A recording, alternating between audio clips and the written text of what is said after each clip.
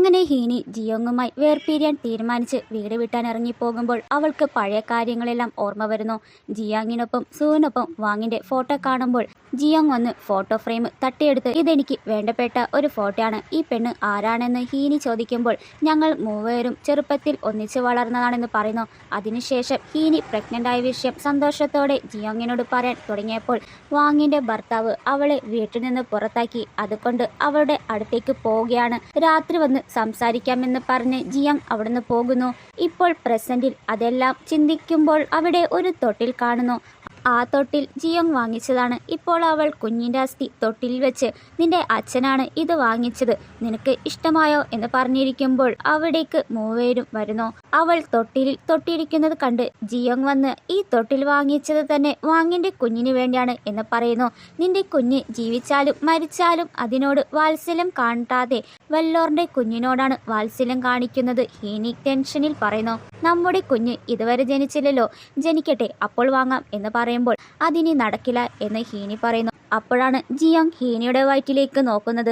എൻ്റെ കുഞ്ഞെവിടെയെന്ന് ചോദിക്കുമ്പോൾ അവൾ കുഞ്ഞിൻ്റെ അസ്ഥി കാണിക്കുന്നു. ഇവനും അത് എടുക്കാൻ പോകുമ്പോൾ നാൻസി എവിടെയാണ്, അവൾ കുഞ്ഞിനെ മറിച്ചിട്ടുണ്ടാകുമെന്ന് വാങ് ജിയോങ്ങിനെ തെറ്റിദ്ധരിപ്പിക്കുന്നു. അപ്പോഴും ഹീനി പറയുന്നതൊന്നും തന്നെ ജിയോങ് വിശ്വസിക്കുന്നില്ല. നീ നുണയാണെന്ന് പറഞ്ഞ് കുഞ്ഞിൻ്റെ അസ്ഥി നിലത്തിട്ട് പൊട്ടിക്കുന്നു. അപ്പോഴാണ് ജിയോങ്ങിന് മനസ്സിലാകുന്നത് ഇത് അസ്ഥിയാണ്.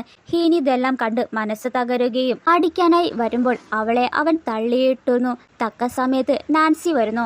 അവൾ താഴേക്കിടക്കുന്ന അസ്ഥി കണ്ട് ആരാണ് ഇത് പൊട്ടിച്ചത്, ഇത് എന്താണെന്ന് അറിയാമോ എന്ന് നാൻസി ചോദിക്കുമ്പോൾ നാൻസിയെ കണ്ട ഉടൻ ജിയോങ് എൻ്റെ കുഞ്ഞെവിടെയാണെന്ന് ചോദിക്കുന്നു.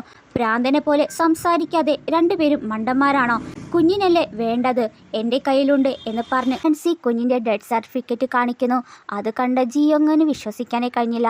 അപ്പോൾ വാങ് ജിയോങ്ങിനോടുള്ള ദേഷ്യം കുഞ്ഞിനോട് കാണിച്ച് അബോർഷൻ ചെയ്തോ, 8 മാസമായ കുഞ്ഞല്ലേ, ഇങ്ങനൊരു കാര്യം ചെയ്യാൻ നിനക്ക് എങ്ങനെ സാധിച്ചു എന്ന് വാങ് കഥ തിരിച്ച് പറയുമ്പോൾ ദേഷ്യം കയറിയ ജിയോ എന്തിനാണ് എൻ്റെ കുഞ്ഞിനെ തന്നെ ഇല്ലാതാക്കിയെന്ന് പറയുമ്പോൾ നിനക്കത് പറയാനുള്ള ഒരു അർഹതയുമില്ല, നീയും വാങ്ങും ചേർന്നാണ് എൻ്റെ കുഞ്ഞിനെ ഇല്ലാതാക്കിയത്.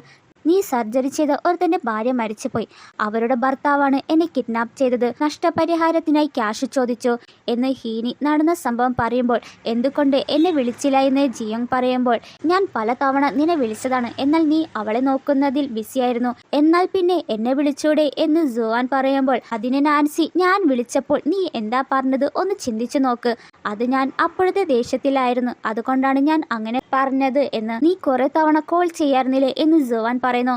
എടാ മണ്ട, കിഡ്നാപ്പർ കത്തിവെച്ച് കൊത്താൻ വരുമ്പോൾ ഞാൻ ഓടണോ വിളിച്ചുകൊണ്ടിരിക്കണോ എന്ന് നാൻസി പറഞ്ഞ് മരണത്തിന്റെ വക്കത്ത് വരാൻ. അപ്പോഴാണ് ജുവാൻ വിശ്വസിക്കുന്നത്. അപ്പോൾ നമ്മുടെ കുഞ്ഞ് മരിച്ചു പോയോ എന്ന് പറഞ്ഞ് ഫീൽ ചെയ്യുമ്പോൾ നിനക്ക് ഫീൽ ചെയ്യാൻ ഒരു അർഹതയുമില്ല, നമ്മുടെ കുഞ്ഞ് മരിച്ചാലും നീ മറ്റൊരു കുഞ്ഞിനെ നോക്കുന്നുണ്ടല്ലോ എന്ന് പറയുമ്പോൾ ഇവൻ വാങ്ങിന്റെ കുഞ്ഞിനെ വാങ്ങിനെ തന്നെ തിരിച്ചു കൊടുക്കുമ്പോൾ നീയും നാൻസിയും ക്ലോസ് ഫ്രണ്ട്സ് അല്ലേ, ഒരു ഉത്തരവാദിത്യം ഇല്ലാതെ കുഞ്ഞിനെ കളഞ്ഞിട്ട് ഇപ്പോൾ കിഡ്നാപ്പ് ചെയ്യുന്ന സ്റ്റോറി പറയുന്നു. കിഡ്നാപ്പ് ചെയ്തെങ്കിൽ എന്തെങ്കിലും തെളിവുണ്ടോ എന്ന് വീണ്ടും തെറ്റിദ്ധരിപ്പിക്കുന്ന രീതിയിൽ പറയുമ്പോൾ അപ്പോൾ നാൻസിക്ക് ദേഷ്യം വന്ന് അടിക്കാൻ പോകുന്നു. ഹീനി ജുവാൻ നീ ഒരു വക്കീലല്ലേ, ഏതാണ് സത്യം ഏതാണ് നുണന്ന് പോലീസിനോട് കോൾ ചെയ്ത് നോക്കെന്ന് പറയുന്നു. ജുവാൻ അടുത്ത സെക്കൻഡിൽ പോലീസിനെ ഫോൺ ചെയ്ത് ചോദിക്കുന്നു. അവരും പ്രഗ്നന്റ് ആയ ഒരു ലേഡിയെ കിഡ്നാപ്പ് ചെയ്തു എന്ന് കേസ് രജിസ്റ്റർ ചെയ്തിട്ടുണ്ട്. അപ്പോൾ കിഡ്നാപ്പ് ചെയ്ത പെണ്ണിന്റെ പേര് പറയുന്നു. അത് ഹീനിയുടെ പേരായിരിക്കും. അത് കേട്ട് ഷോക്കായ ജുവാൻ അതെ ഹീനി പറയുന്നത് സത്യമാണ്, അവർ നുണയല്ല പറയുന്നത്, അത് സത്യമാണെങ്കിൽ ജിയോങ് എന്താണ് അറിയാണ്ട് പോയത്, അവൻ ഡ്യൂട്ടി ഡോക്ടറായിട്ടല്ലേ ഇരുന്നത്, അപ്പോൾ കിഡ്നാപ്പ് ആയത് അറിയാലോ എന്ന് വാങ്ങ് പറയുമ്പോൾ എനിക്ക് അത്തരത്തിലുള്ള ന്യൂസൊന്നും കിട്ടിയില്ലല്ലോ, അതെ എങ്ങനെ വരും, 24 മണിക്കൂർ അവൾക്ക് സർവീസ് ചെയ്ത് കൊണ്ടിരിക്കുകയാലോ നിങ്ങൾ ചോദിക്കുമ്പോൾ ജിയാങ്ങിന് ഒരു കോൾ വരുന്നു. അവൻ്റെ ടീമാണ് വിളിക്കുന്നത്. അവൻ ഡ്യൂട്ടിയിൽ ഇരിക്കുമ്പോൾ ഒരു പ്രഗ്നന്റ് ആയ ലേഡിയെ കിഡ്നാപ്പ് ചെയ്തിരുന്നു. പോലീസ് വന്ന് അവനോട് ഇൻവെസ്റ്റിഗേഷൻ ചെയ്യും, നീ കോപ്പറേറ്റ് ചെയ്യണമെന്ന് പറഞ്ഞതും അവൻ തകർന്നു പോവുകയാണ്.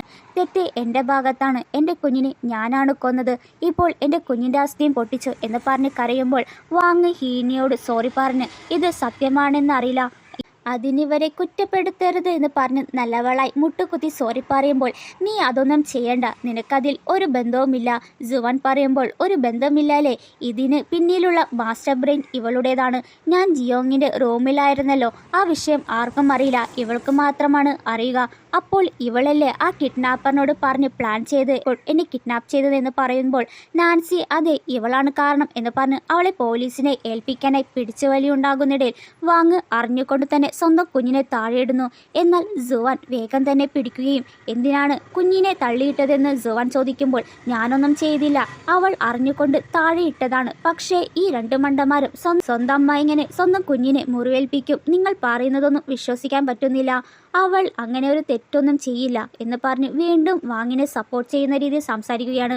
ദേഷ്യം വന്ന നാൻസി ജുവാനെ ഒരു അടിക്കൊടുത്ത് ചീത്ത പറയുകയും അവർ പറയുന്നതിൽ എന്താണ് തെറ്റ്, നിങ്ങൾ നല്ലോണം നോക്കണമായിരുന്നു കുഞ്ഞിനെ എന്ന് വാങ് പറയുമ്പോൾ നാൻസി അവളെ അടിക്കാനായി പോകുമ്പോൾ ജിയോങ് നാൻസിയുടെ കൈ പിടിച്ച് തള്ളിയിടുന്നു. അത് കണ്ട് ദേഷ്യം വന്ന ഹീനി ജിയോങ്ങിന് ഒരടി കൊടുത്തിട്ട് ഡിവോഴ്സ് പേപ്പർ കാണിച്ച് ഇനി ഞങ്ങൾ നിങ്ങളുടെ കൂടെ ജീവിക്കില്ല, ഉടനെ സൈൻ ചെയ്യാൻ പറയുമ്പോൾ രണ്ടുപേരും ഡിവോഴ്സ് തരില്ല, 2 days കഴിയട്ടെ എന്ന് പറഞ്ഞ് അവർ മൂവരും പോകുന്നു. ഹീനി തൻ്റെ കുഞ്ഞിൻ്റെ അസ്ഥി നോക്കി ഫീലായിരിക്കുമ്പോൾ പോലീസ് സ്റ്റേഷനിൽ കോൾ വരുന്നു. കിഡ്നാപ്പ് ചെയ്ത ആളെ അറസ്റ്റ് ചെയ്തെന്ന്.